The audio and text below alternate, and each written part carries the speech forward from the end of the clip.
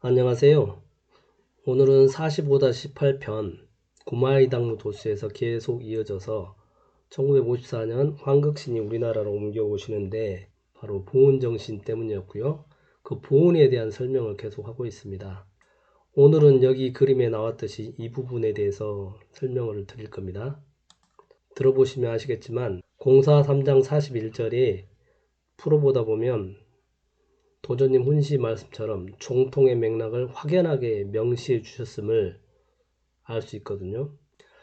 지난 시간에 했던 것은 뭐냐면 보훈 상생에 대해서, 특히 교훈 1장 19절에 이 그림에 있듯이 경주용담 보훈신, 경주용담 천지 보훈신이 누구신지, 그리고 예시 88절에 도통천지 보훈 성사 의통 경주용담 대선정전 열흘령 50년 공부 이렇게 글을 써 놓으셨는데, 결국은 도통도 보문에 있고 의통도 보문에 있는데 이 성사 의통 경주용담 대선생이 누구시냐, 그 부분을 풀었었는데 그 부분은 바로 우리 도주님이시다, 그 부분을 풀었었던 거고요.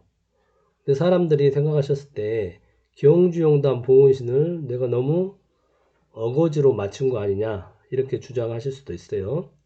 근데 그 부분에 대해서 오늘 다시 확연히 이 구절을 보면 경주용담 보훈신이 누구신지 상제님께서 공사로서 확정을 지어놓은 공사가 있으세요. 그게 바로 공사 3장 41절 일명 상제님께서 증표로 남기신 여합부절의 부절이라고 하는 게 있습니다. 오늘은 이걸 풀어보도록 하겠습니다. 이걸 풀어보면 정말 경주용담 보훈신이 도주님이 맞네 이렇게 확신이 드실 겁니다. 이쪽에 보면 전주동국 해원신 경주용담 보훈신 이렇게 써졌는데 도전님께서 이렇게 말씀을 해주셨어요. 여기 해원신은 원통함, 원통할 원자지 않습니까? 원통함을 풀어주는 신이다. 해원을 시키는 신이다. 원통함을 풀어주는 신이 바로 해원신이라는 거죠. 그럼 여기는 보훈신은 해원에 대한 보훈을 하시는 신이다.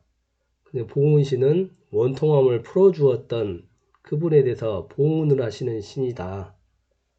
그래서 상제님께서 이렇게 해원신, 보훈신의 이 음양신으로 이 두 신께서 음양합덕으로 음양으로서 9,005만 년의 지상 성경이 실행되는 거고, 이 두 분이 천지공사를 완수하시는 거죠. 도전님께서 해원에 대한 보훈을 하시는 신이다. 상제님께서는 원통함을 풀어주는 그런 해원신의 역할이고 모든 인류의 원을 풀어주시는데, 그 시발은 단주부터 그 다음에 초패왕 이런 식으로 원을 풀어주는 거죠. 그럼 보훈신은 누가 되냐면 바로 단주, 원을 풀게 됐던 단주, 그 다음에 초패왕, 그분들이 이 상제님께서 원통함을 풀어주신 부분에 대해서 보훈을 하신다는 신이란 얘기예요. 상제님이 해원신 자리면 보훈신 자리는 바로 전생에 단주시고 초표왕이셨던 이분이 바로 보훈을 하시는 신이 된다는 얘기입니다. 그래서 오늘은 그렇게 풀어보려는 겁니다. 보훈신이, 왜 여기가 보훈신이, 도전님께서 이렇게 훈시 말씀에 그분이 보훈신이라고, 그 보훈신을 찾아보는 겁니다. 이걸 이해하면 다 이해가 가거든요. 그래서 우리 진법주에 있는 신위가 구천상제님 계시고 옥황상제님 이렇게 두 분이 원위 자리에 계시는데, 구천상제님이 바로 해원신이고 옥황상제님이 바로 보훈신이란 얘기입니다. 그분이 바로 천지보훈신이고 경주용담 대선생이란 뜻입니다. 오늘 그걸 풀려고 합니다.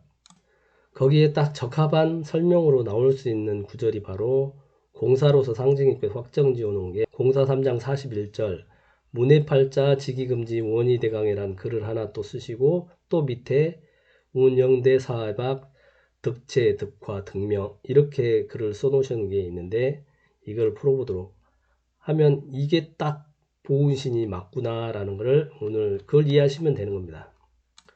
그래서 지난 시간에 했었던 이 구절을 다시 풀어볼게요. 물론 이제 제가 태극진경은 신뢰를 하지는 않지만 그래도 말씀 중에 진실이 있기 때문에 인용을 하게 됩니다. 이게 1956년 도주님께서 이런 말씀을 하세요. 동학가사의 영담수류 사회와는 부자도덕 장할시구라는 구절이 있는데 여기 부자도덕이라는 것은 상제님 그리고 자식과 같은 종통 계승자 얘기입니다. 그래서 용담수류 사회원은 부자, 상제님 도가 정말 장하다 이런 뜻인데 상제님과 상제님 이으실 분, 종통 계승자가 두 분이 부자도덕이라는 거죠. 그래서 이 용담수류 사회원이 굉장히 중요한 문구가 됩니다. 최지가에서는 용담수류 사회춘이라고 봄춘자를 써놨는데 같은 의미입니다. 사회의 근원이 된다. 사회를 전체를 봄으로 바꾼다. 소강절의 도시춘하고도 똑같은 의미입니다. 근데 이거 필요한 거는 용담, 물이 필요한 거고 그 사회 바다가 필요한 겁니다. 왜 이런 표현이 쭉 나오는지 오늘 이제 그걸 설명하려고 하는 겁니다. 왜 무익불이 나오면 용이 나오는지 상징 도구로서 그런 게 나오는지 이 부분에서 도주님께서는 이 용담을 후인들은 경주 용담으로 해석하고 있으나 그것은 내륙에 있어 사해와 상통할 수 없으니 어찌 사해의 근원이 되겠느냐. 맞죠? 보시면 여기는 구미산 자락에 있는 경주 용담에 있는 산골짜기에 있는 여기가 용담정입니다. 지금 여기 경주 쪽이 용담정이에요. 그리고 도주님께서 말씀하시는 감천항은 감천에 있는 바로 여기 사해 바다 태평양으로 5대양 6대주로 다 연결되는 이 감천항에다가 자리를 잡으셨단 얘기예요. 그래서 경주용담이 어찌 내륙에 있는데 사해와 통통할 수 있냐. 그래서 사해원이 되겠냐 이 말씀이죠. 경주용담을 말하는 것이 아니라 이곳 감천용담수가 바로 사해 바다와 상통한 사해 용왕의 본부가 되어 그 근원이 됨을 이름이다. 그래서 우리는 상제님께 공사하실 때 서양 신명도 다 배에 실어서 화물표에 따라 다 넘어온다고 그렇게 말씀하시지 않습니까? 이 사해 바다가 다 열려야 서양 신명들도 다 대신명도 우리나라 넘어올 수 있다는 얘기입니다. 그래서 왜 도주님께서 부산으로 가셨겠어요? 태인에 계시다가 하만 회룡제 가셨다가 부산으로 1948년에 그때 부산으로 오시지 않습니까? 그게 이치가 있다는 얘기입니다. 그래서 용담수류 사회원이 경주 용담이 아니라 감천 용담수를 얘기하는 거다. 그리고 계속해서 상제님 도주님께서 이렇게 얘기하시죠. 이곳 감천이 상제님을 모신 도장이 되어서 3개의 대도수가 여기서 비롯하고 흥성한다. 이렇게 얘기하시죠. 감천에서 대도수가 비롯하고 여기서 흥성한다고 얘기하시는 거예요. 그러면 도주님께서 그 전까지 하셨던 것들은 다 지나온 과거이고 그때 기운만 쓰신 거고 시작은 우리 도의 시작은 이 감천에서 비롯하고 성공한다 이 말입니다. 성장한다 이 말입니다. 그래서 실로 여기는 천기다. 하늘의 깃틀이고 땅의 운이 그렇게 돼 있다. 천마산 옥녀봉이 청룡백호를 이루는 음양합등한 이 감천에 일육감천수가 흘러낸다고 일육수라고 그러지 않습니까? 거기에 팔계에도 감이 물을 뜻하지 않습니까? 일육감천수가 흘러내린 것이 바로 이 신령스러운 자리가 태극진림 만고장류의 통원이 된다. 그 세계의 지운을 통일할 핵점인 새서울이 되리라 이렇게 얘기를 하세요. 엄청나죠? 근데 여기 결국 이야기하시는 건 뭐냐면 인류수가 내려오는데 그게 근원이 된다는 얘기예요. 모든 사회의 근원이고 이 인류의 근원이 된단 말입니다. 도의 근원도 되고. 여기 지금 말씀하신 건 물에 대해서 얘기하는 수기에 대해서 얘기하시는 거예요. 상제님도 결국 개벽은 수기를 돌려서 개벽을 하지 않습니까? 어떻게 해요? 북극에 있는 남극에 있는 얼음을 다 녹여서 수기를 돌려가지고 지축을 바로 세우시는 게 개벽공사입니다. 쉽게 말하면.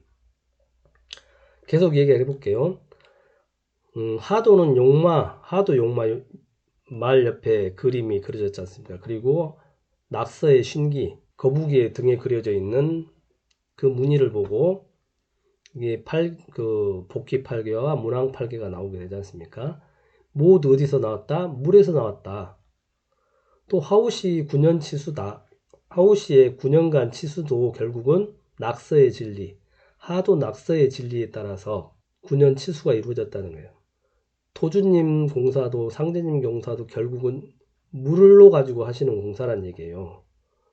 선천이 화기라면 후천은 물로 수기로 세상을 다스리지 않습니까? 하우시는 지금 우임금이죠. 우임금의 9년 치수는 낙서의 진리, 즉 이걸 보고 해인이라고 하신 거예요. 그 해인을 가지고 동남방을 낮게 가라앉히고 서북방을 높게 하여 물을 얕은 동남방으로 흘러보냄으로써 천지를 개벽시킨 일에 유례함이나, 이건 옛날에 우임금이 그래 하셨다는 거예요. 근데 지금 나의 5만년 후천 대우는 어디서 시작되냐? 오광록에서 유래한다. 오광록에서 유래한다. 왜 그러는지. 그래서 어떤 사람들이 자꾸 물어보지 않습니까? 둔괴, 지금 성괴라고 부르는데 대순진리에 가지고 있죠. 그 성괴에다가 상제님께서 오광록이라고 새겨 놓으셨지 않습니까? 그래서 그 오광록의 주인공한테 둔괴가 가는 거예요. 그래서 도주님께서 그 둔괴를 받으셨던 거고, 사람들이 그래서 오광록이 왜 써져 있지? 자꾸 물어보는데 오늘 이제 그 미스테리가 다 풀립니다. 그래서 도주님께서도 나의 5만년 후천 대운이 바로 오광록에서 유래한다. 엄청난 말씀이에요, 사실은. 항하지류에 있는 낙수와 장강의 지류에 있는 오광은 강은 그 양자강을 얘기하면 하는 황하를 얘기하는 겁니다. 강하의 중류이나 이곳 감천 용담은 황하와 낙수로 통하는 낙동강, 낙자가 하도 낙서할 때 낙자하고 또 이름이 희한하게 같아요.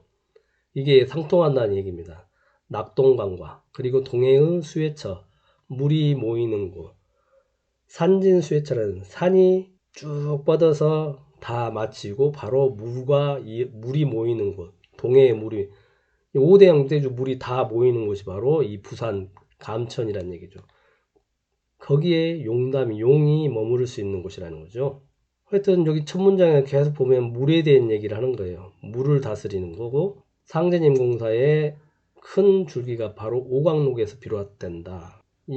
그래서 이 감천도 보면 이 낙수의, 하도 낙서의 그 문왕팔계하고도 연관이 많이 있습니다. 그래서 조화둥계의 오광록을 왜 새겨두셨는지 오늘 그 부분을 이야기합니다. 도주님께서 이런 말씀을 하세요. 상제님께서는 단주 회원을 머리로 해서 시작을 하셨고, 도주님께서는 나는 초패양 회원을 위수로 하느니라, 이런 말씀을 하세요. 자, 오늘 그 의미를 해보도록 하겠습니다. 그래서 도주님께서 이 감천이 세계의 지운을 통일할 핵점인 새서울이 되리라 하시면서 그 6.25 때 이제 임시로 이제 수도가 되죠. 도주님께 처음에 여기 보수산 밑에 있는 보수도장을 정하실 때 바로 여기 건너편에가 부산 이제 6.25로 인해서 임시 수도 정부청사가 여기 있게 됩니다. 거기가 지금 현재는 동아대 석당박물관으로 옛날 임시 정부청사로 사용했던 이곳입니다. 그래서 1023일간의 임시 수도다. 그래서 감천도장은 그 당시에는 이제 새서울이 됐던 거죠, 임시로. 그렇지만 그 당시는 임시적인 수도였던 거예요. 그럼 진짜 수도로 나중에 간다는 의미도 같이 포함되어 있습니다. 제가 이제 오랜 시간을 들여서 이게 감천 도장에 대해서 설명을 하고 하니까 뭐 태극도가 맞다고 생각하시는지 거리 다 가야 된다고 생각하시는 그런 분도 있겠지만, 제가 그 이야기를 하고 싶어서 하는 게 아니에요. 과거를 설명을 해야 도수가 어떻게 펼쳐지는지 설명하기 위해서 지금 이렇게 이제 감천 도장에 대해서 얘기를 하는 겁니다. 그래서 당시에 이제 부산이 6.25로 인해서 임시 수도가 되는 거고, 거기에다가 이제 이 감천 도장에다가 천지신명들을 다 여기다 모셨기 때문에 도조님 당시에 감천 여기 도장에다가 영대에다가 천지신명을 다 모시도록 그 도수에서는 상제님께서 신명부로 정하셨기 때문에 여기가 그 당시에는 천하의 명당이었던 길지였던 거죠. 그 신명부를 보시면 감천이라고 써놓고 하늘에서 이렇게 물이 내리는 곳에다가 바로 이 천덕수 우물이 있는 거고, 그 물을 먹고 오한극이 단전에 배치되는 형상입니다. 무의구곡이라 하셔가지고 도주님께서 이곳을 9개로 쪼개 놓으신 거죠. 왜 9개로 쪼개 놨어요? 이거 보면은 이 점 찍은 게 구궁도수를 얘기하는 겁니다. 하도 낙서의 마방진이 이 구궁이지 않습니까? 문왕 8개인데 이 구궁이 바로 여기다가 만들어 놓은 거죠. 우리가 사는 지금 현재는 문왕역의 시대인 거예요. 그래서 여기도 이 감천 도장은 문왕 시대이기 때문에 이 구궁으로 나눠 놓은 겁니다. 아직 정역 시대가 아직 안 온 거예요. 그걸 상징적으로 다 보여주고 있습니다. 그리고 이 신명부로서 이 감청 도장을 점지해 놓은 거를 도주님께서 이 도수를 풀어나가실 때 얼마나 고생을 많이 하셨습니까? 그래서 지극정성으로 하늘도 감동해야만 찾을 수 있는 곳이 감천 도장이었고, 고진이면 감내다. 여기 감내라고 했지 않습니까? 고생이 다하면 이 단계 온다. 고진감내. 그래서 여기가 이름도 감천입니다. 감내라 하기도 하고 감천이라고. 이름도 참 특이하죠. 지성이면 감천이고 고진이면 감내다. 여기가 감천도장이고 감내라고. 이렇게 옛날 사람들이 말을 했어요. 지명이. 이 감천도장의 형세가 참 너무 신비스럽죠. 보면 태아를 여기 품고 있는, 뱃속에 품고 있는 영상입니다. 도가 아직 그 뱃속에 품어놓고 있는 상황인 거죠. 그리고 이게 옥녀봉이 천마산이 음량으로 감싸고 있는 거죠. 그리고 각 봉이 4개씩 4개씩 사상태를 이루고 있어서 문왕 8개와 똑같은 형국을 취하고 있는 거예요. 거기서 오한극이 가운데를 잡고 있는 거죠. 보십시오. 이 마방진인데 문왕 8개를 숫자로 옮겨 놓으면 이런 게 가운데가 5죠. 이 마방진하고 가로 세로로 다 더해도 15가 됩니다. 4, 9, 2 보태면 15, 2, 7, 6을 보태도 15, 가로 세로 이렇게 보태도 15, 이렇게 어디 방향으로 다 더해도 15가 됩니다. 이게 마방진이라고 이제 되어 있는데, 이게 바로 그 문왕 8개 보면은 이거 마방진의 숫자하고 똑같습니다. 그래서 이 감천 도장은 지금 문왕 8개 하도 낙서의 원리에 따라서 만들어진 곳이에요. 그래서 오한극이 가운데서 주관을 하는 거죠. 그래서 이 15진주도 결국은 도주님의 15준지라고 하는 얘기도 여기서 나옵니다. 가로 세로 다 합쳐도 15가 되죠. 선천은 이 5가 진주수가 중앙에서 자리를 잡고 조절을 하는 거예요. 왜 그러냐면 여기서는 9까지밖에 숫자가 없어요. 1부터 9까지 10수가 없습니다. 그건 차차 얘기를 말씀드리고요. 1956년경에 태국도 도인 한 명 도주님께 이렇게 말씀을 드린 거예요. 구천상제님께 기 동북이 고수하고 이 서남이 교통이라고 하셨는데, 이거는 정역의 원리를 말씀하신 곳인데, 현실로도 보면 이곳 감천은 동북이 산으로 에워싸였고 서남은 송도와 계정으로 통할 뿐만 아니라 용담수가 있는 오대양으로 다 통하니 상제님께서 이를 두고 하신 말씀이 되고, 이제는 도인들이 이 반월령을 넘어서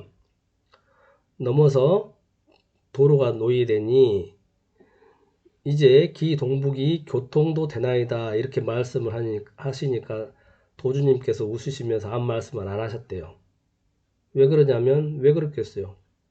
지금 여기는 문왕 8개에 따라서 도장이 만들어진 거고 정역시대는 아직 아니에요.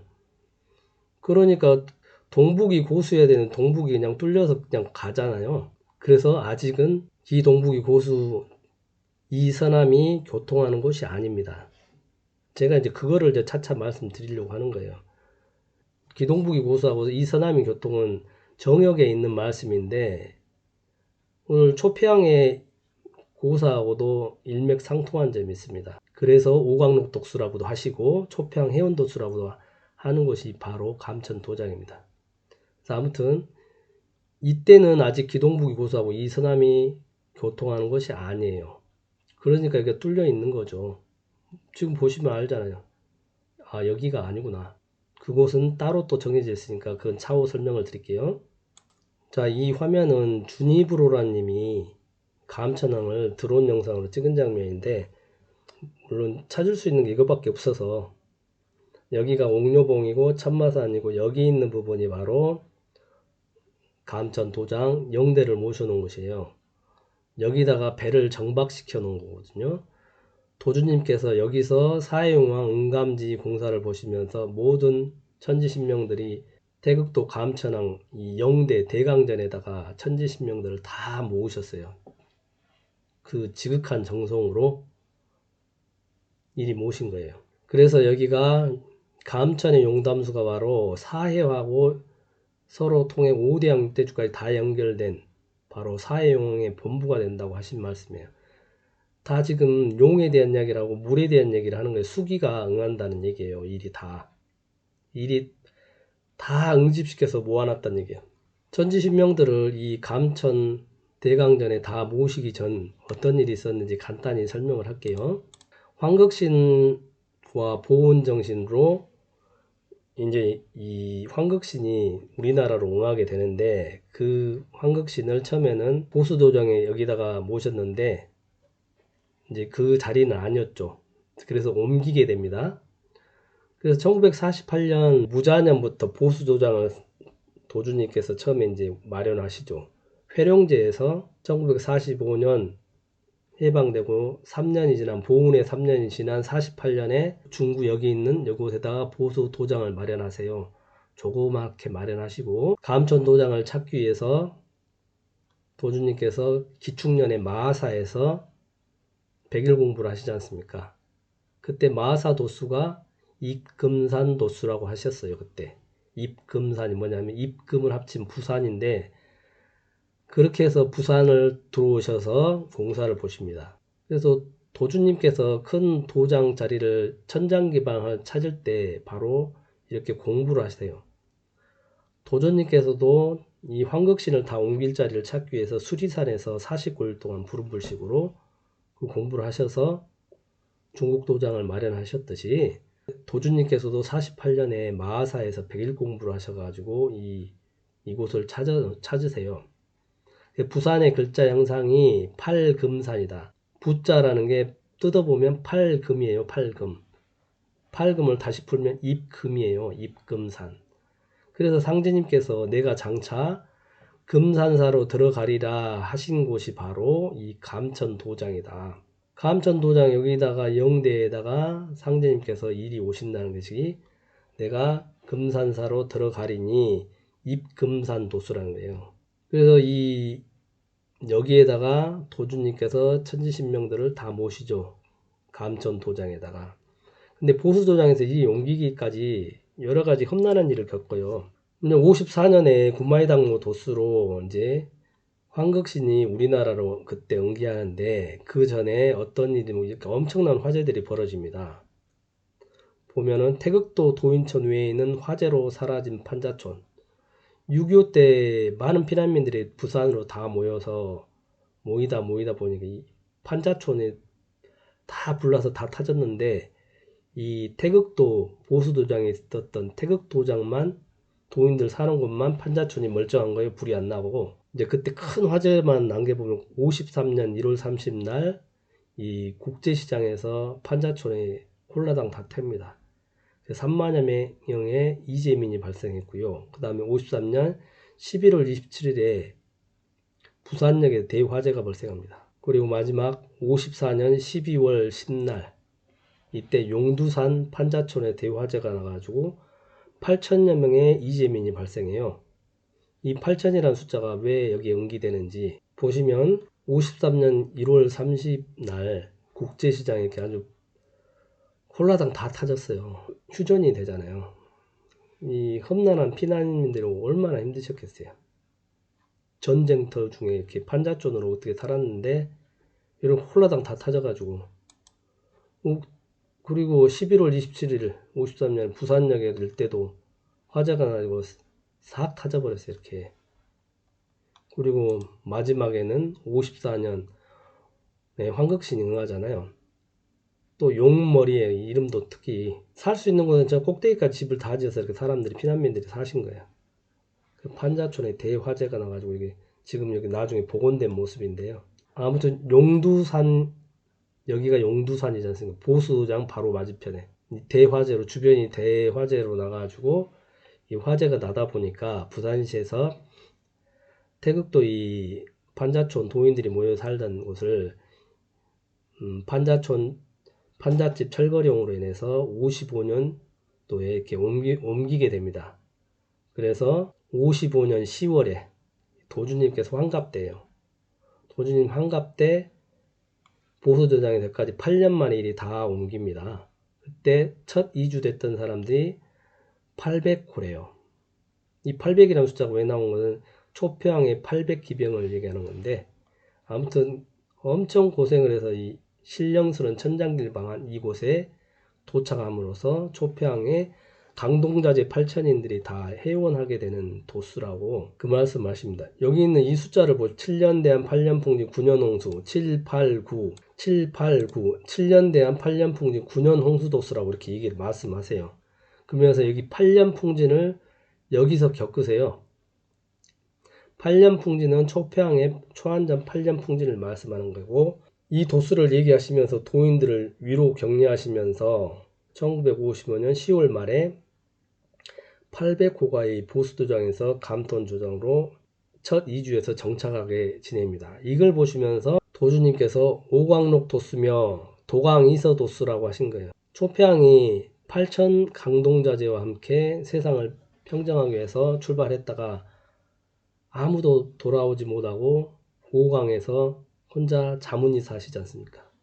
그 해운도수가 이렇게 전쟁터처럼 분란이 화마 속에서 800기를 이렇게 안착하는 그 과정하고 굉장히 유사합니다. 왜 이런 의미가 되는지 뭐 구체적으로 알 필요는 없는데, 그 아까 공사 3장 41절을 풀려면 이런 것들을 대충 알고는 계셔야 풀 수 있기 때문에 그렇습니다. 자, 부산에 있는 이 신령스러운 천장길방 감천도장이 초폐양 도수하고 매우 밀접하구나, 일단 그렇게 이해하시면 되고요. 그거를 풀기 위해서 이제 공사 3장 41절 이 구절 아실 거 아니에요? 무신년 1908년 무신년에 큰 공사를 많이 보세요. 왜 그러냐면 다음에 기윤년 1909년 이제 화천하시기 때문에 대부분의 큰 공사는 무신년에 다 맞춰 놓거든요. 그러면서 이렇게 문해팔자 지기금지 원희대강에 글을 지으셨다. 그래서 이렇게 욕속부달 시천주조화정 영세불망 만사지 이렇게 쓰시고, 9년홍수 7년대한 천춘만세 세진 불선유 일원수 63합 위기륭도수 12월 26일 재생신 도통 이렇게 써놓으시고, 또 무신년에 이런 글도 쓰셨다. 13579 2468 10 성기국 총묘 천지신 기지 천지신 운 영대 사해박 득체 득화 득명 이렇게 글을 써놓으셨는데, 이게 바로 초폐왕하고 관련이 있다는 말씀을 드리는 거예요. 지금 왜 이제 그 부분을 하나씩 풀어가 보면서, 이 부산 감천도장이 바로 초폐왕의 해원도수고, 오광록에서 지금 오광록 도수, 즉 나의 5만년 후천 대우는 바로 오광록에서 유래합니다. 이것 때문에 둥기에도 써놓고 이런 글도 남겨놓으셨다는 거예요. 이게 상제님께서는 증표로 남기신 여합부절의 부절이라고 하는데, 이걸 이제 풀면은 이 구절이 초폐왕과 그분이 하시는 일이 이렇게 두 개로 묶어 놓으셨다. 대순정경이나 다른 데는 이 구절하고 이 구절을 따로 떨어져 써 있어요. 근데 도전님께서는 이 글은 이분이 이 일을 하시는 글이라고 해서 같이 묶어 놓으신 거예요. 도전님께서는 다 아시는 거예요. 이게 뭔 말이신지. 자, 그러면 한 구절씩 풀어보도록 할게요. 우리가 이 부절이라고 할 때 부절이 뭐냐면 여합이란 걸 딱 맞춰서 떨어지지 않는다. 딱 들어맞다. 이 그림은 이제 이게 고주몽이고 아들인 유리가 서로 떨어져 살다가 아버지를 찾아서 만날 때 아버지가 옛날에 칼을 뿌려서 줬죠. 그래서 나를 찾아오거든 아들에게 이걸 주어서 징표로서 주잖아요. 맞춰보니까 딱 들어맞잖아요. 오, 정말 내 아들이 맞구나. 그럼 부부 사이에도 이렇게 오글같고 똑 잘라가지고 둘이 부절처럼 이렇게 갖고 있었어요. 맞부딪히면 딱 맞잖아요. 그걸 여합부절이라고. 그래서 상제님께서 이 공사를 보신 거죠. 여합부절의 공사를. 문해팔자 천부적으로 정해진 운명이다. 여합부절로 이게 부절로서 남겨놓으신 건데, 그럼 여기서부터 풀어볼게요. 무신년에 문해팔자 지기금지 원희대강의 글을 지으시니 이러하도다. 먼저 문해팔자가 뭔 말인지, 문해팔자는 문해란 뜻의 8자. 이제 사람들 보통 이렇게 풀어요. 지기금지 원희대강 8자다. 팔자가 이 8자를 얘기하는 거다. 맞아요. 그것도 맞긴 하지만 그렇게만 풀어버리면 안 풀어져 이게. 대부분 다 그렇게 풀어놓으니까 안 풀리는 거예요. 이렇게 풀면 풀어져요. 문해팔자, 문해란 말이 뭔지를 먼저 알아야 돼요. 팔자는 아이고 내 팔자 할 때 팔자, 그 뜻도 있어요. 두 가지 뜻이 중첩되어 있습니다. 문해는 어찌 내자입니다. 어찌 내자에 문해하라. 어찌할 도리가 없다는 뜻이에요. 문해하, 어찌할 도리가 없다. 이 팔자는 지기금지 원희대강 8자의 뜻도 있고 사주팔자의 뜻도 같이 들어있습니다. 팔자는 뭐예요? 자기가 연주, 태어난 연, 월, 일, 시가 두 개씩이면 8자잖아요. 이 팔자를 얘기하는 거예요. 그래서 이게는 두 가지 의미가 같이 나요. 문해하, 어찌할 도리가 없이 정해진, 운명처럼 정해진, 팔자와 같이 정해진, 천부적으로 정해진 그 뜻이 있고, 거기에 지기금지원이 대강 큰 기운이 내리기를 바랍니다. 이 두 가지가 합쳐졌어요.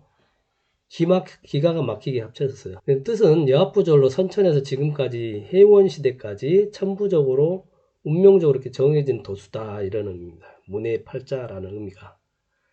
그리고 이 문해가 왜 이 용어를 상제님께서 쓰셨냐면 초평의 해운 때문에 그런 거예요. 그래서 문해라는 단어가 가장 유명한 사용례가 바로 초평이 사면초가에 빠진 해야에서 해야가를 부르잖아요. 그 사면초가 상황에서 초평이 우위를 보면서 비관하죠. 천지망하, 하늘이 망하, 나를 망하려고 망치려고, 그런 상황에서 어쩔 수 없는 상황에서 이 문해하는 말을 씁니다. 어찌할 수가 없는 상황이다. 그래서 우에 내약하 이렇게 쓰죠. 우희여 그대를 어찌한단 말이냐.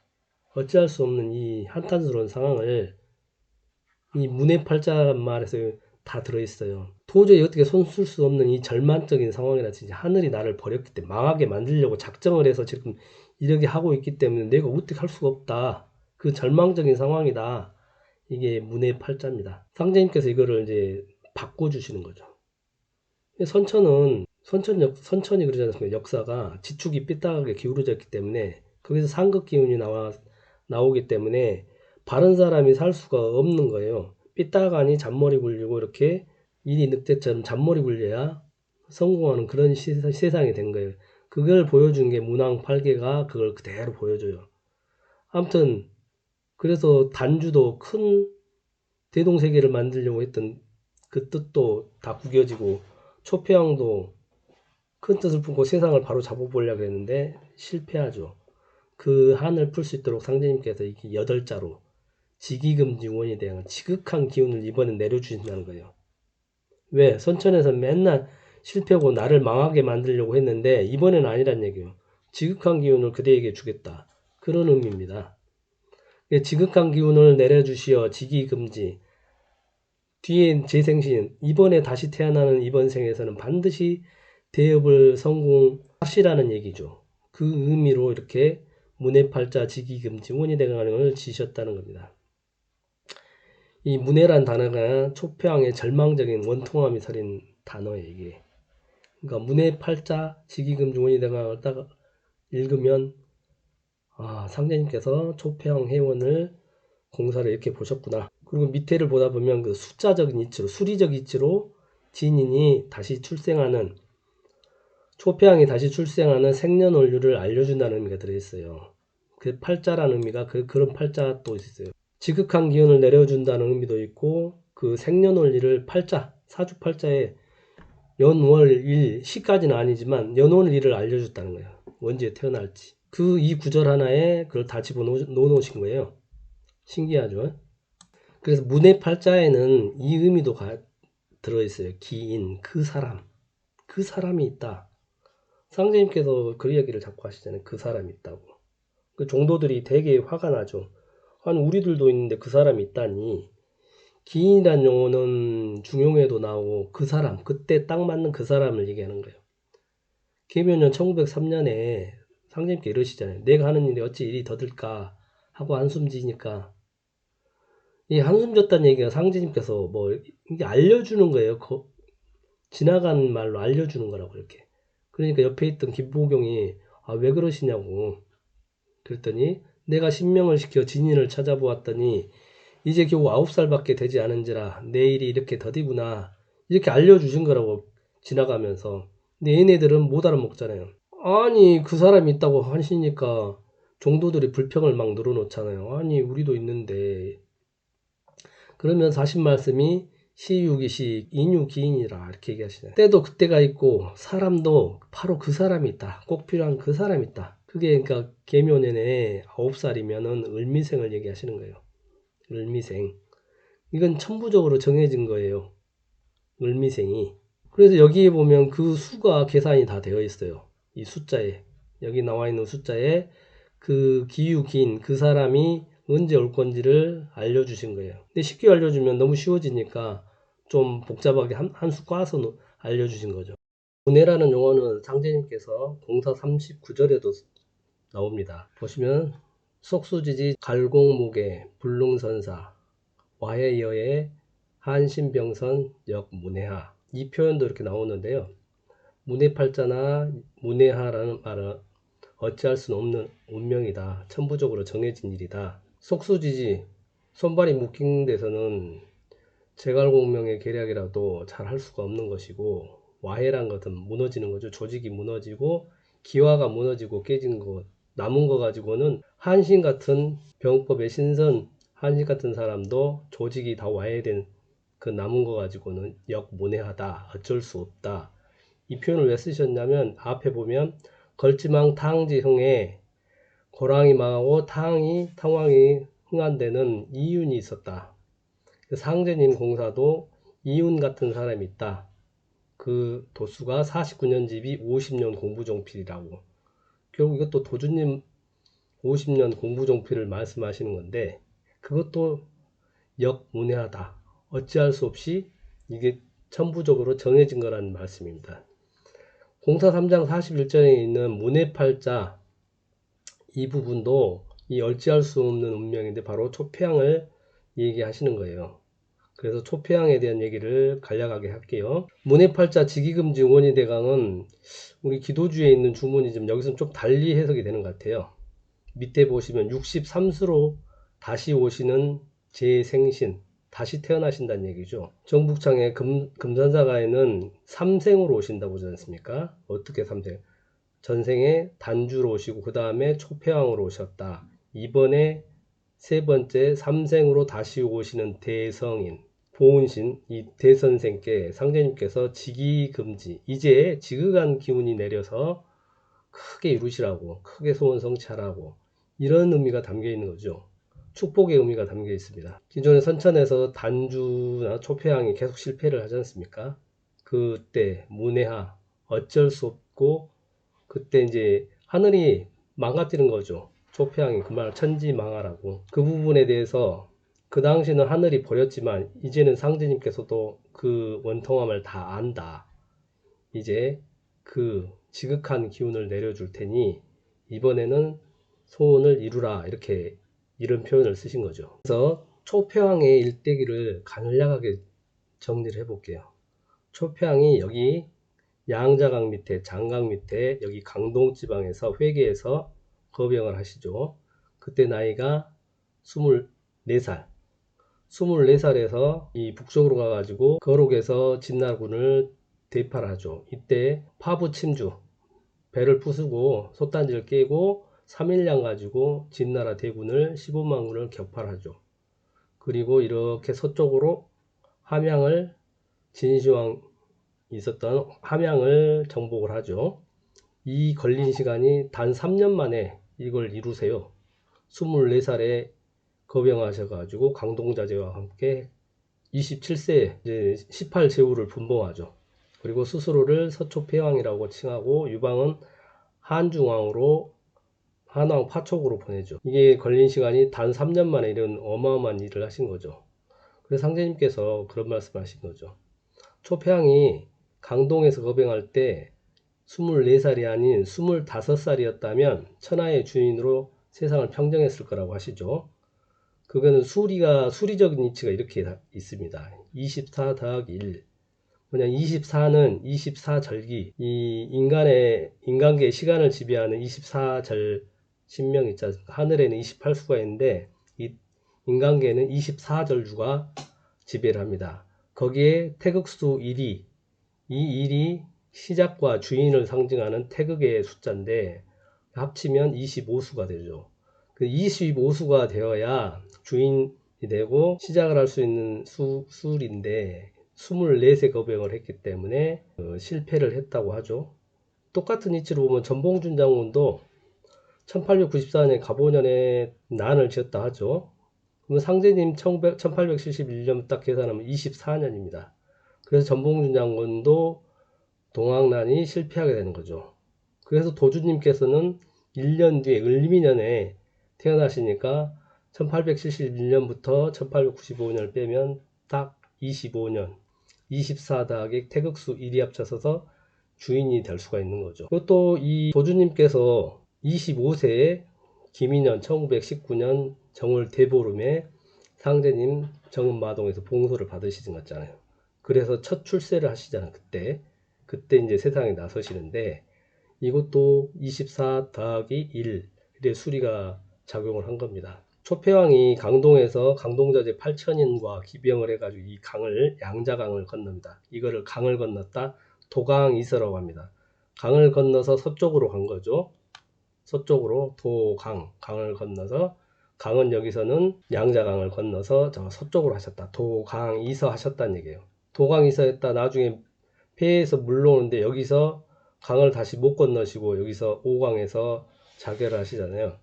그래서 고국으로 금이 환양을 못 하셨던 거죠. 그 원통함이 있는데 그거를 도주님께서 푸시죠. 그래서 상제님께서는 단주 해원공사를 위수로 하셨다 하고 도주님께서는 직접 초폐왕의 그 도수를 그대로 받으셔서 다 푸십니다. 초폐왕이 거병하셔가지고 24세 거병하셔서 3년만 27세에 천하를 평정하시고 분봉을 했어요. 다 제후들을 각각 다 임명을 했는데 유방이 불만을 항상 제기하죠. 그런 상황에서 이제 초의제가 살해를 당하죠. 이 초의제 살해 부분에 대해서 조선 성리학자들하고 이제 논쟁이 많이 붙죠. 누가 잘못했고 누가 먼저 배신한 거냐. 그 부분까지 제가 여기서 말씀드리기는 없고 아무튼 그거를 빌미로 이제 정치적으로 유방은 전혀 만족하지 않았기 때문에 다른 제후들을 들쑤시죠. 반란을 일으켜 가지고 다시 전쟁이 벌어지는 이게 바로 초안전쟁 5년이 걸립니다. 진나라를 무너뜨리는 3년이고 이제 초나라와 한나라 두 전쟁이 5년을 갑니다. 그래서 8년 풍진이 되는데요. 그래가지고 이 초표왕이 팽성을 기지로 삼고 여기 계신데 여기를 제후들을 꼬셔가지고 덤벼요. 56만으로 팽성을 포위를 하는데 초표왕이 3만 기병으로 쑥대밭을 만들어 버립니다. 유방군이 이제 대패를 하죠. 그래서 결국은 유방이 평양 쪽으로 이제 도망가죠. 거기서 이제 성만 지키고 버티기로 버팁니다. 그 와중에 한신은 이 제나라 땅으로 간 거죠. 제나라 북쪽 일대를 다 평정을 합니다. 그래서 이제 초표왕은 여기에다가 명장이었던 용조 있지 않습니까? 용조를 보내놨는데 용조가 세상에 한신에게 죽임을 당하죠. 이 유수전투에서. 그래서 큰 전투에 이제 차질이 생겨버린 겁니다. 세상에 명장했던 용조가 한신에게 전사를 하니까 이 북쪽이 이제 공격이 누출된 거죠. 그래서 이쪽에는 유방 세력, 이 북쪽에는 한신 세력, 밑에는 이제 초표왕의 세력들이 이렇게 천하가 세 굴레로 이렇게 나눠집니다. 그래서 유수전투로 궁지에 몰릴 처지에 되니까 초표왕이 무섭을 보내가지고 한신에게 천하 3분지계를 제안합니다. 너가 이 북쪽을 제나라 땅을 가지고 유방은 이쪽 좌측을 차지하고 초패왕은 이쪽을 차지하는 걸로 이게 천하 3분을 나눠 가지자 했는데 거절을 하죠. 괴통도 그때 한신에게 그렇게 권하죠. 한신이 고민을 많이 하다가 퇴사식지하고 타르지제 은혜 때문에 그 은혜를 배반할 수가 없어서 천하 3분지계를 거절합니다. 퇴사식지하고 타르의지는 뭐냐면 유방이 처음에 이제 한신을 만났을 때 자기 먹던 것을 맛있는 음식을 한신에게 주고 자기 입었던 옷을 벗어서 한신에게 덮어준 거죠. 그 은혜를 은혜는 저버리지 않는 사람인 거죠. 이때 만약에 한신이 천하 3분지계를 받았다면 이 세 세력으로 위초고 삼국지 이전에 이미 이렇게 3분지계가 되었을 건데 사실은 한신이 여기서 캐스팅 보트를 지었는데 유방편을 두냐 마냐에 따라서 완전 전세가 달라지는 상황이 돼버린 겁니다. 결국 이 상황에서 여기 평양에서 대치하던 유방군사하고 결국은 천하를 양분하기로 하면서 홍구에서 홍구협정을 맺어서 홍구를 기준으로 왼쪽은 유방이 차지하고 오른쪽은 이제 초패왕이 차지하는 걸로 이렇게 약속을 맺은 거죠. 홍구가 이 황하가 흐르는 이 부분에 광무하고 이쪽으로 회수까지 쭉 이어지는 골짜기 부분입니다. 이 홍구 라인을 쭉 통해서 이 서쪽은 유방이 차지하고 오른쪽은 초패왕이 차지하는 걸로 그렇게 서로 협약을 했어요. 그래서 팽성대전 때 깨박이 났을 때 자식도 다 버리고 유방이 도망갔지 않습니까? 그때 자기 아버지 유태공과 여치를 자기 와이프랑 자식들까지 다 잡아놨었는데 홍구협정 때 초패왕이 그 유태공하고 여치하고 가족들을 다 풀어줍니다. 유방 가족들을 다 석방해 준 거죠. 홍구협정을 맺어서 이제 평화가 유지될 줄 알았던 이제 초패왕은 이 팽성으로 돌아갈 수가 없었던 이유가 북쪽에서 이제 한신이 제나라를 다 제왕을 차지하고 있기 때문에 북쪽에 공격받을 위험이 있고 그동안 전투로 보급로와 식량이 고갈되어 있기 때문에 남쪽으로 가게 됩니다. 이쪽 남쪽으로 가면 다 초패왕의 근거지나 아니면 중립적인 제후들이 있었기 때문에 이쪽으로 남쪽으로 남하를 하고 있는 겁니다. 남쪽으로 퇴각을 하고 있는 거예요. 홍구협정을 믿고. 그런데 갑자기 유방이 어떻게 해요? 하여간 장량 진평이라는 놈이 꼬시죠. 이때 뒤통수를 쳐서 식량도 부족하니까 초패왕의 뒤통수를 이때 치면 된다. 그래서 고릉에서 또 공격을 합니다. 홍구협정이 맺은 지 2달 만에 바로 깨고 이런 짓을 해요. 뒤통수를 초패왕을 공격을 합니다. 이렇게.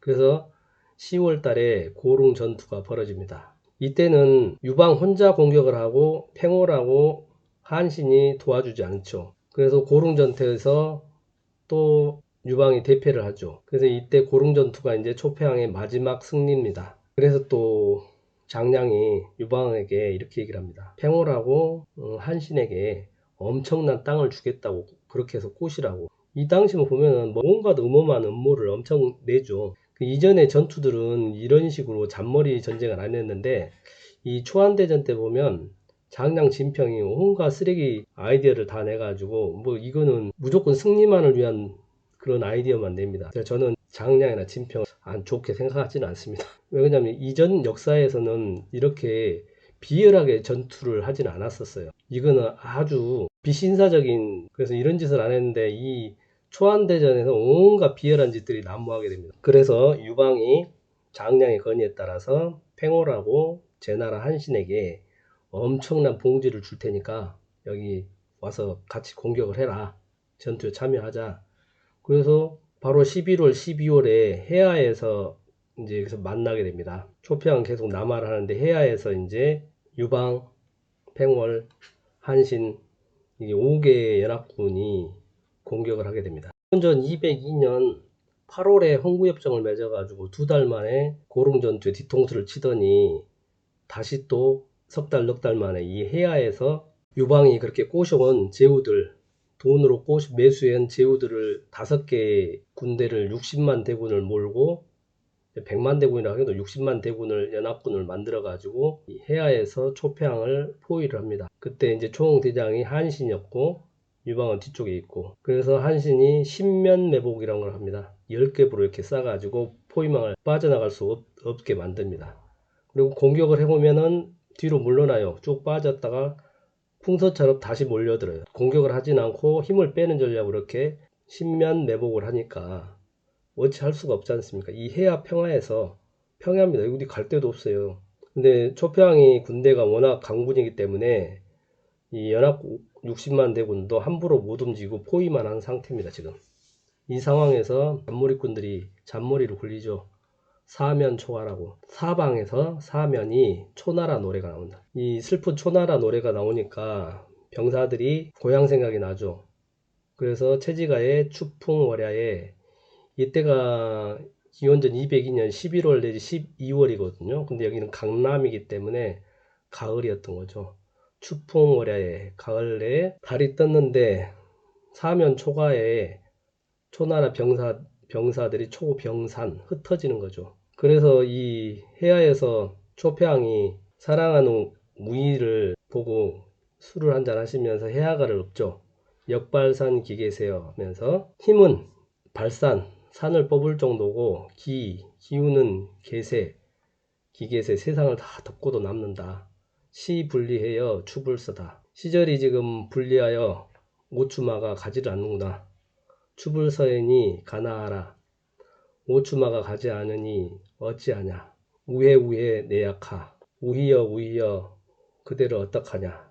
이런 시를 읽고 눈물을 흘리시죠.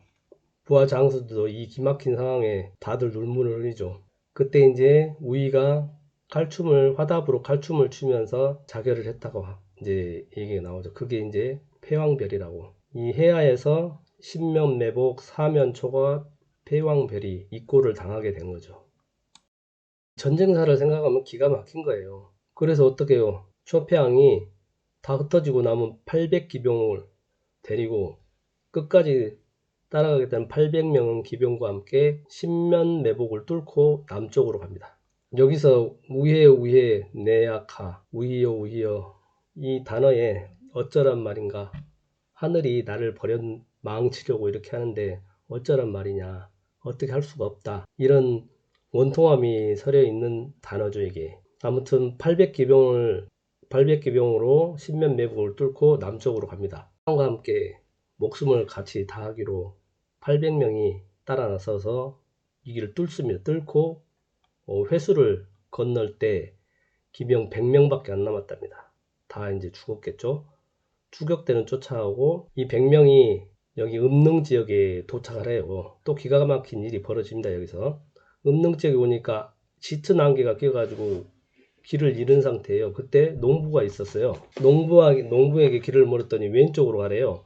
아니 왼쪽으로 갔더니 늪지대로 빠져가지고 벗어나지를 못하고, 그러고 벗어나오려고 허우적거리다가 이제 다시 한나라군에 포위가 됩니다. 저는 이 농부의 정체가 하늘에서 망가뜨리려고 작정을 한 것 같아요. 농부까지도 왼쪽으로 가라고 사기에 이렇게 기록이 돼 있어요. 이것도 생각하면 진짜 하늘이 천지망아 날 망쳐놓으려고 작정을 한 거죠.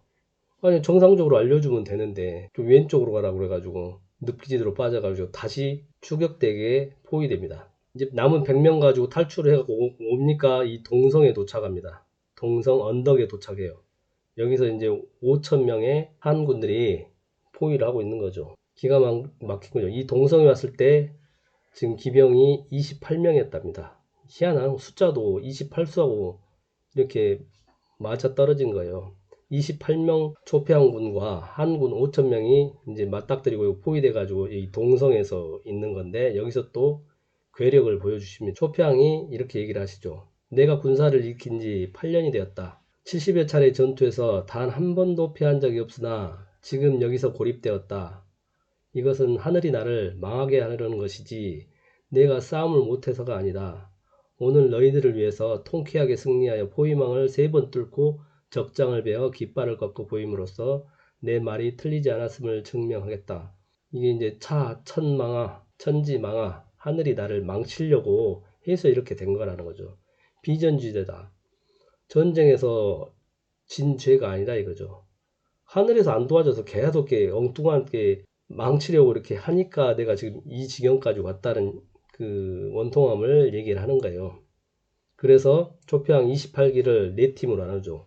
이거는 마치 28수를 사방위로 7명씩 나눠 가지고 적진을 돌겨가는 형국입니다. 근데 순식간에 적장을 베고 한국은 수백을 베고 포위망을 3번을 뚫고 이렇게 빠져나와요. 포위망을 또 뚫은 거예요. 그 치열한 난전 끝에 부하들을 다시 이제 집결시켜서 항우가 물었대요. 어떠하냐? 그랬더니 부하들이 엎드려 대답했습니다. 대왕의 말씀이 맞습니다. 이때 항우의 기병 28명 중에 전사자는 단 2명뿐이었다.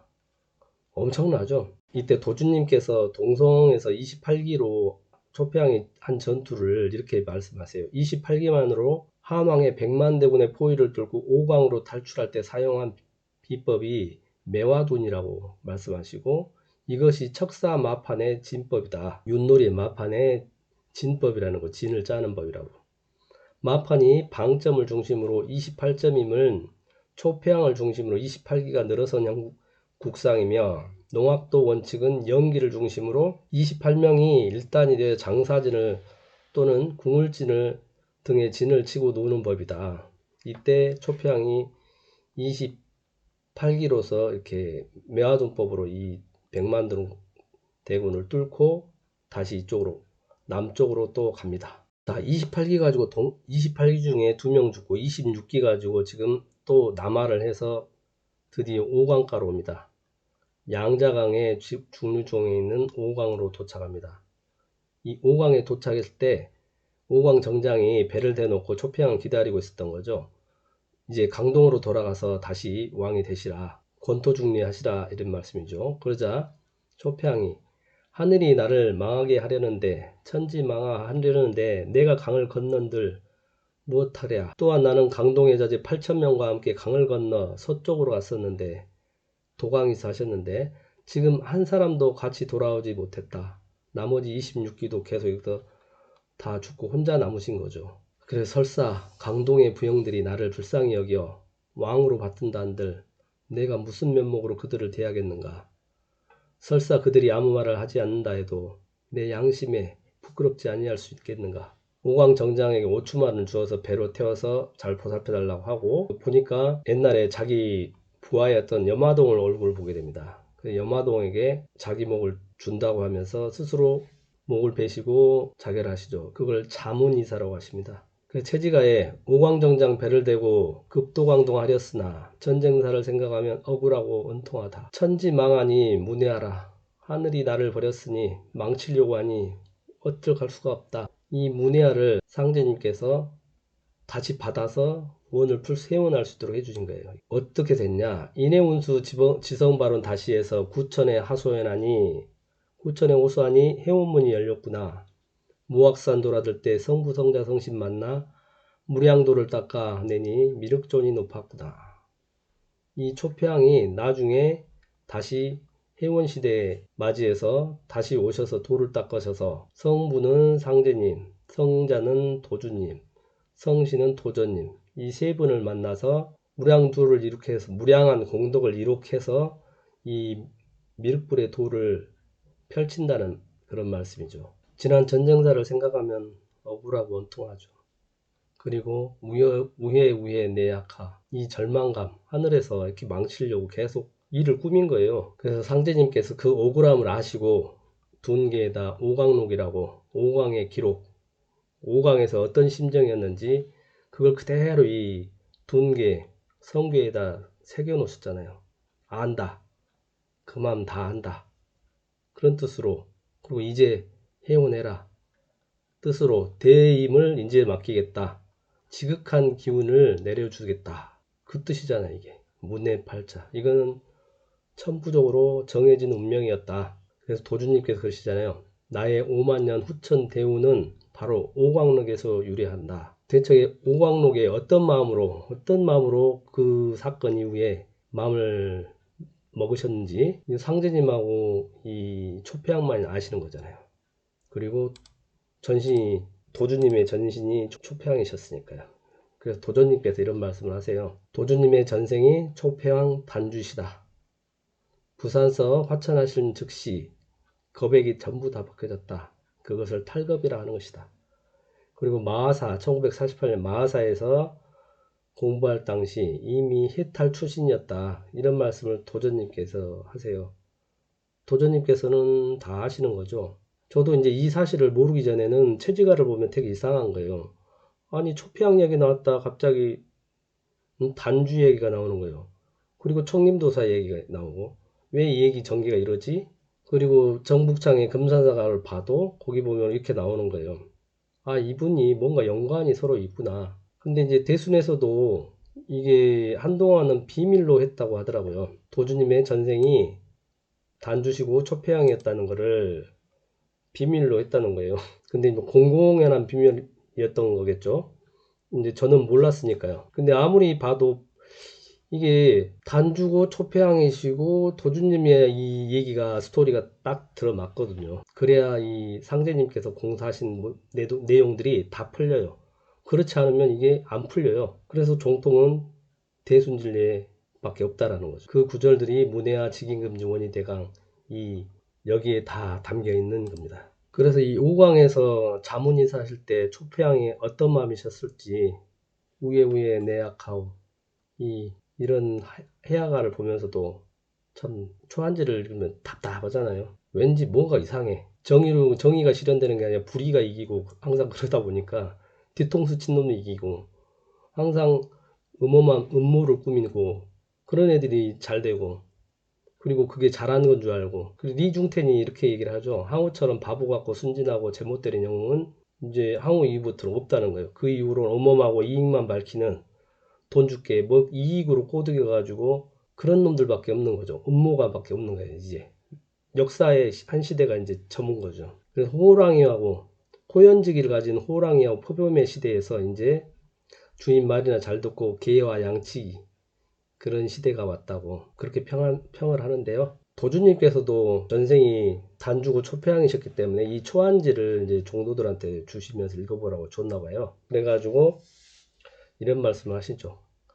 초한전에는 초패양이 포항무도한 사람으로 기술되어 있으나 알고 보면 그것은 선천상극 시대에 승자가 패자를 무도한 자로 조작하는 통례에 불과하고 실제는 그러하지 아니하다라는 거죠.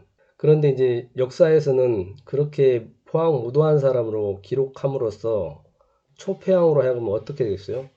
생전에도 이렇게 그런 욕을 다 누명을 뒤집어 씌웠는데 그것도 억울하고 또 죽어서도 보니까 역사서에 그렇게 해놓고 두고두고 포항무도한 사람으로 만들어 놨어요. 그러니 철천지 포원이 쌓이죠. 원이 쌓이지 않습니까? 하늘을 뚫어요 그 원이. 근데 그냥 그래서 그걸로 끝이 아니라 와신상담한다는 거죠. 와신상담에서 해원하리 함이 아니겠냐 이렇게 얘기를 해주세요. 그래서 그 마음을 채지가에서도 이렇게 표현해 주죠. 인해운수 지성발언 다시 해서 왜 다시예요? 또 전생에 단주 때 실패하셨고 이번에 또 초패항 때 다시 실패해서 또 다시 구천에 호소하니 해원문이 열렸구나. 이제 해원문이 열린 거예요. 상제님께서 그래서 문해팔자 지기금지 대강이라면서 큰 기운을 이번에는 성공하시도록 큰 기운을 내려줬도 그전에는 맨날 실패하게 안 되겠구만 천지 망하라고 안 되게끔 계속 만든 거잖아요. 근데 이번에는 다 성공할 수 있도록 상제님께서 대강을 기운을 내려주신 거잖아요. 그래서 이 철천지 원한이 쌓였던 초패왕이 이제 해원하기 위해서 후천 5만 원 운수를 개벽 공사를 하시는데 주인이 되셔서 이제 그 오광로스를 지금 풀어가 하시는 거예요. 그래서 도주님께서 나의 5만년 후천 대우는 바로 오광록에서 시작한다 이렇게 말씀하셨던 거예요. 표양에 대한 평가는 다양합니다. 그 중에 송대 여류 시인 이청조 시인의 시가 있어요. 생닭 작인거리요 살아서는 사람 중에 호리요 사역 위귀웅이다. 죽어서도 귀신 중에 영웅이다. 지금 지금도 생각한 항우를 생각하는 것은 우리가 지금도 항우를 그리워함은 불궁도 강동 구차하게 강동을 건너지 않았기 때문이네. 그리고 사마천도 항우봉기에 포항 무도간 사람으로 이렇게 기록은 하긴 했지만 마지막에는 이렇게 쓰나요. 아니 내가 주생이라는 사람한테 들었는데 성인인 순임금의 눈동자가 두 개다. 중동자라고 이렇게 눈이 중동자라고 눈동자가 두 개라고 그런 말을 들었는데 내가 또 소문을 듣기를 항우 역시 눈동자가 순임금처럼 두 개다. 중동자였다. 그렇게 들었다. 그렇다면 어찌 항우가 순임금의 후손이란 말이냐. 약간 알듯 몰듯한 이런 말을 남겨놔요. 이제 지금은 옛날에 그 함양궁을 불질렀다고 그러는데 지금은 이제 역사에서 드러나고 발굴을 해보니까 이건 유방이 쉬운 억울한 누명이다. 지금 이제 불지르지 않았다는 거죠. 뭐 서안에서 20만 대군을 생매장 시켰다는데 그것도 믿을 수가 없는 얘기죠. 아무튼 상제님께서는 단주 해원을 위수로 하셨고 도주님께서는 초패항의 해원을 위수로 하신다고 했기 때문에 도주님의 행적이 쭉 보면 다 초패항 행적하고 똑같아요. 도주님께서 1909년 기유년 4월 28일 15세 시에 진주로서 압록강을 건너죠. 그게 도강에서 했다는 거죠. 도강에서 압록강을 건너서 서쪽으로 만주로 가신 거죠. 만주 봉천으로. 그래서 다시 구궁도 수행에서 9년 만인 23세 시에 정사춘에 1917년 2월 10일 감호 득도하시고 다시 동쪽 바다를 통해서 고구로 돌아오시는데 이게 도동회국이라고 하죠. 서초 폐왕께서 초폐왕이 강동을 건너서 도강이설을 했어요. 근데 이 오강에서 다시 금이 환양을 못 하신 거죠. 다시 강을 건너서 강동을 못 간 거예요. 근데 도주님께서는 도동 회국을 해서 초폐왕 영혼을 그렇게 푸셨다는 거예요. 그래서 만주로 가시고 다시 배로 타서 우리나라 돌아오시는 이 과정을 보면 도주님께서 초폐왕의 해원도수를 맡으셨기 때문에 이런 일이 있다라는 거예요. 그래서 여기 또 보십시오. 부산에서 보수조장에서 감천도장으로 이렇게 옮길 때 이때도 도주님께서 이렇게 얘기하셨어요. 7년 대한 8년 풍진 9년 홍수도수를 말씀하시면서 도인들을 위로 격려하시면서 이때 판자촌에 있던 800효가 처음으로 감천도장으로 첫 입주를 하죠. 그때 1955년에 12월 말에 이걸 보고 오광록 도수라고 하신 거예요. 800명이 초평을 끝까지 따랐던 800기병 있잖아요.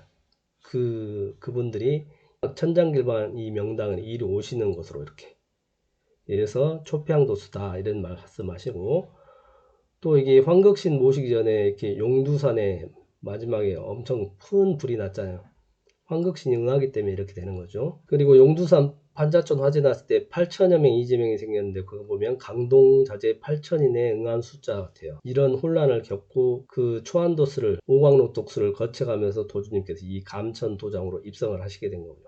그렇게 하면서 초평의 해운도수 그리고 강동자재 8천인과 그 800기병들의 해운도수가 여기서 감천도장에서 풀어졌다고 합니다. 그리고 이게 이제 초평에 이렇게 서쪽으로 도강에서 서쪽으로 가는 모습이 그리고 다시 이렇게 돌아오는 과정이 서쪽에서 남쪽으로 이렇게 오는 과정이 뭐가 똑같냐면 상제님께서 말씀하신 정역에 있는 문구잖아요. 금화교역에서 기동북이 고수하고 이서남이 교통한다. 이 보면은 이거하고 똑같아요. 초평이 이렇게 서쪽으로 갔다가 돌아오시면 또 남쪽으로 오시잖아요. 이 서남이 교통도수도 보면 초평의 행로하고 똑같습니다. 이렇게 신기하죠. 이 부분은 나중에 또 다시 추가로 말씀드릴게요. 하늘에서는 단주를 실패하게 하고 다시 초평을 했을 때 또 실패하게 하고 하는 일마다 다 안되게 만드는 과정은 어떤 거냐면 상제님께서 이런 말씀 하시죠.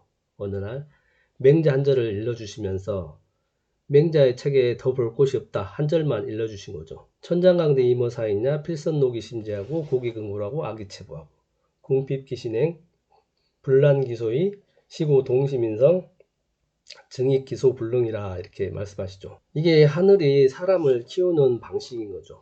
참 왜 이렇게 키우는지 저도 모르겠어요. 그냥 성공하게 해주면 되는데 하늘에서 대임을 맡길 때는 이렇게 계속 실패하게 만든다는 거예요. 반드시 필선, 반드시 그 심지를 노고스럽게 수고스럽게 만드는 거예요. 그리고 고기 근골, 온몸도 아프게도 하고 아기체부, 그 기아에 시달리고 배고픔에 쫄쫄 굶게도 만들고 궁핍기신행 하는 일마다 돈도 없이 이렇게 찌질하게 살게도 만드시고 특히 불란기소이 하는 일마다 안 되게 하시는 거죠. 초피항이 하는 일마다 다 안 되게끔 농부가 나타나가지고 제가 봐서 그 신선이었는데 짜잔 나타나가지고 엉뚱한 대로 알려주잖아요. 망치려고 작정을 한 거 이렇게. 그런데 그때 이거는 하늘에 까닭이 있다는 거죠. 뭐냐면 동시민성 사람이 이렇게 어려운 상황에 처하면 별 생각을 다 합니다. 진짜 별 생각을 다 해요. 뭐 죽는 것부터 시작해가지고 그때마다 막 불끈불끈 올라오죠. 근데 하늘은 그 참는 성품을 기르게 만드는 거예요. 인성을. 참고 참고 또 참고 다지고 다지고 또 다지고. 그 초패왕도 24살에 거병해가지고 27살에 3년 만에 천하를 제패했다니 어마어마하죠 사실은. 근데 하늘은 꺾어주는 거죠. 밟아주고 꺾어줘요. 그래서 참는 힘을 기르게 만들어서 어떻게 바꿔요? 그전에는 못했던 일을 할 수 있게끔 만든다는 거예요. 그래서 후천 이 개벽을 일으키는 대업을 상제님께서 맡기시려고 하늘에서는 이렇게 했다는 거예요. 그리고 초패왕도 그걸 그렇게 이해를 한 거예요. 왜냐하면 이제 선천에서는 승자가 패자를 무도한 자로 조작하는 통례에 불과하고 실제로는 거짓을 하지 않다. 근데 그렇게 기록함으로써 더 화나게 만든 거죠. 단주도 그래요. 불초하다고 계속 만들어놓고 선천 내내 맹자가 불초하다는 뭐 그 한마디 때문에 계속 불초한 자식, 아버지를 안 닮은 자식, 아버지 성인을 안 닮은 자식으로 그렇게 만들어놨잖아요. 얼마나 괴로워요. 죽어서도 계속 그 욕을 지금까지 먹고 있는 거잖아요. 불초하다고. 그래서 불초자를 보면 소월이에요. 그게 아주 한이 맺힌 단어예요. 단주는. 얼마나 한이 맺혀요.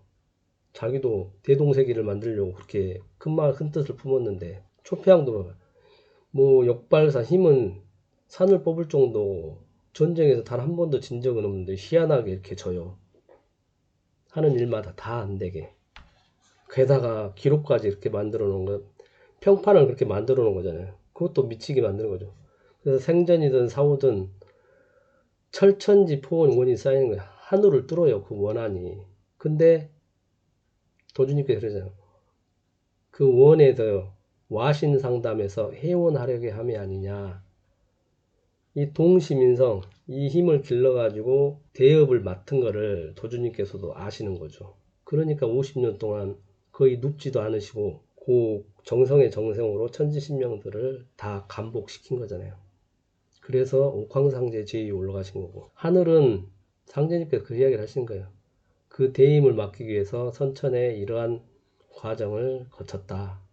이제 직위금지, 이제는 직위금지 원이 돼가 어쩔 수 없는 그 옛날에는 선천에서 그렇게 눌렸던 것을 이제는 하늘에서 망치는 게 아니고 이제 대운을 주는 거죠. 지극한 기운을 내려주는 거예요, 이제는. 그래서 소원 이루시라고. 그래서 초패왕이 얼마나 고마워요. 그 하늘의 뜻을 아니까. 그래서 여기 보십시오. 해원신은 도전님께서 해원신은 해원을 시키는 신이고, 보훈신은 해원에 대한 보훈을 하시는 신이다. 상제님께서 단주와 초패왕의 원을 풀어주시니까 얼마나 고마워요. 그래서 보훈신이 되시는 거예요. 그 은혜를 영세불망한다는 거죠. 영세불망. 불망이 우리 단어가 여기서 돌풍, 병풍에도 있지만 불망이라는 것은 은혜를 잊지 않는다는 거예요. 그래서 우리 도의 양대 진리가 해원상생인, 보훈상생인 거죠.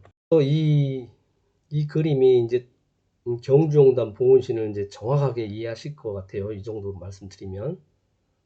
그리고 최지가에도 이미 얘기해놨잖아요. 용담술 사회천은 부자도독 장할시고 이배타기 소원일래 찾아가세 청림도사 찾아가세 회문촌을 찾아가세 강동자재 8천이는 도강에서 올 적에 침선 파부 결심하고 3일량을 가지고 백이산을 출동할 제 역발산 기계에서는 초패왕의 유세로다. 대사 성공하셨더니 천지망하할 일 없네.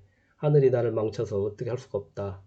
계명상 추야오래 옥소성이 열한터니 8천제자 흩어지니 이 구절이 그거잖아요. 사면초가 때 8천 강동자재들 다 흩어져 버리니 우에 내악하오 우여 그대로 어떡하냐. 절망적인 상황이 된 거죠. 그렇지만 누가 알리요. 수시 계명산 왕명고 계명산에 밝게 떠 있는데 달아달아 밝은 달아 후천명을 밝은 달아 이렇게 달빛을 비춰주잖아요. 저분이 그분으로 오실 거라고.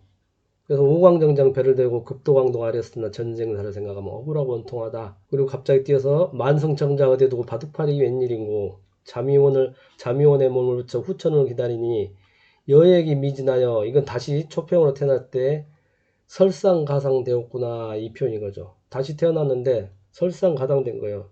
더 안 좋아진 거죠. 그래서 할 일 없다 이내원수 지성발언 다시 해서 구천에 호소하니 해원문이 열렸구나. 그래서 다시 재생신하신단 말이에요. 삼생으로. 그래서 정부창 검사자가 나오잖아요. 해원문이 열렸도다. 천하장사 초표왕은 후천운이 열렸도다. 삼생으로 오신 성군 태을진이 분명하다. 기유년에 도광하신 기유년 1909년에 4월 28일에 도광이사 시절 압록강을 건너 하신 군은 주총님의 소홀이라. 주총님의 소홀은 아까 이 소홀이 불초하다는 얘기예요.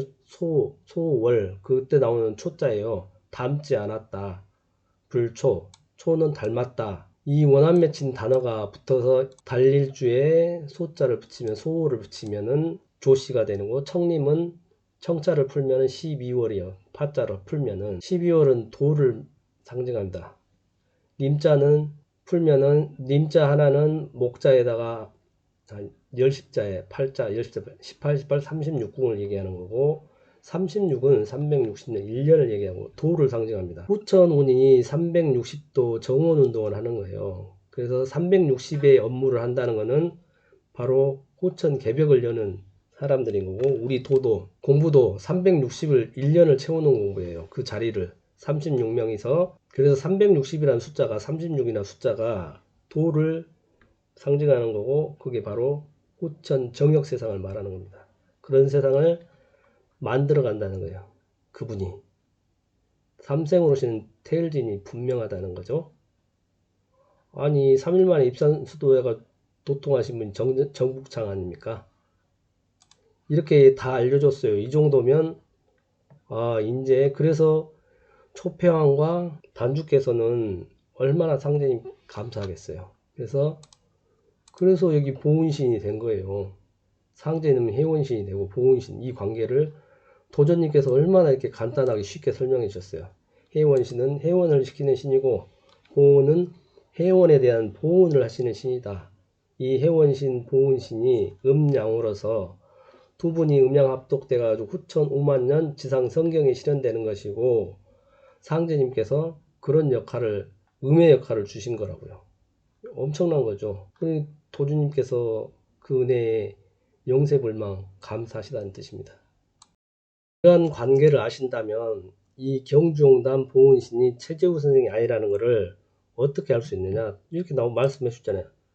교법 3장 30절에 상제님께서 난을 짓는 사람이 있어야 다스리는 사람이 있나니 난을 짓는 자나 난을 다스린 자는 모두 조화로다.